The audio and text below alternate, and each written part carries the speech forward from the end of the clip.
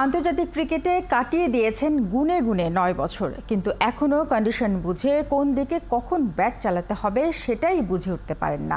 খেলতে পারেন না বলের আর প্রতিপক্ষ দলের মেরিট বুঝে। স্কিল নাকি মনোযোগ, কোনটার অভাব লিটনের সে এক রহস্যই বটে। খালিদ জামিলের রিপোর্টে বিস্তারিত। অ্যান্টিগার মাঠে পাওয়ার প্লেতে টাইগারদের one of the finest batter Liton দাসকে নিয়ে ভারতের গেম প্ল্যান ছিল স্পষ্ট।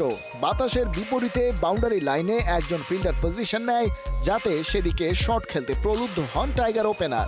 ইনার সার্কেলের বাইরে থাকা দুই ফিল্ডিং পজিশনের মধ্যে সেটা ছিল একটা। ম্যাচের ৫ নম্বর ওভারে হার্দিক পান্ডিয়ার করা দ্বিতীয় বলটা অফ স্টাম্পের বাইরে হলেও ফ্রন্ট ফুটে গিয়ে সেদিকেই, অর্থাৎ লেগ সাইডে ডিপ মিড উইকেটের উপর দিয়ে উড়িয়ে ছক্কা হাঁকান লিটন।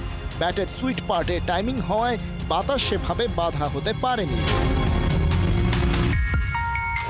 পরের বারই বলটা একই জায়গায় ফেললেন পান্ডিয়া। এবারে আসলো স্লোয়ার ডেলিভারি, আগের মতো পেস জেনারেট হলো না। বাতাস যেন ঠেলে এনে ডিপে দাঁড়ানো সূর্যকুমার যাদবের হাতে তুলে দিল বলটা। স্লোয়ারে হাওয়ার বিপরীতে শট খেলতে যাওয়াটাই কাল হয়েছে লিটনের জন্য।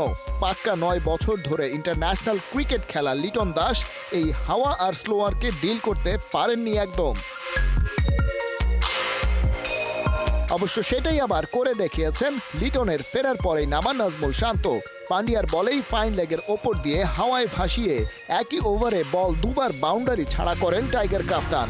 সেক্ষেত্রে ব্যাট বলের সর্বোচ্চ সফল টাইমিং না পেলেও ব্যাটারকে এই ধরনের ক্ষেত্রে বাঁচিয়ে দেয় বাতাস।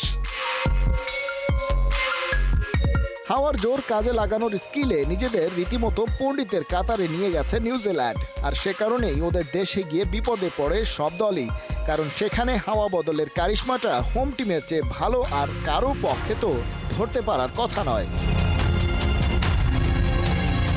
কেবল গায়ের জোরে নয়, এভাবেই প্রতিপক্ষ আর কন্ডিশন বিবেচনায় নিজেদের গেম প্ল্যান সাজাতে হয়। সেই অনুযায়ী দরকার পড়ে পর্যাপ্ত অনুশীলনের। বাংলাদেশ দলের তেমন প্রসেসের ভেতর দিয়েই যাওয়ার কথা, কিন্তু মাঠের খেলায় তার কোনো প্রতিফলন দেখা যাচ্ছে কি?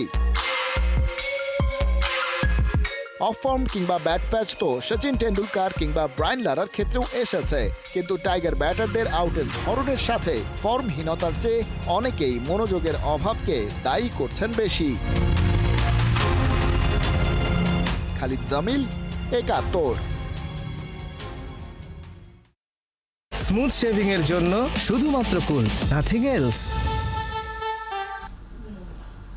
থাকছে বিশ্বকাপের আরও খবর।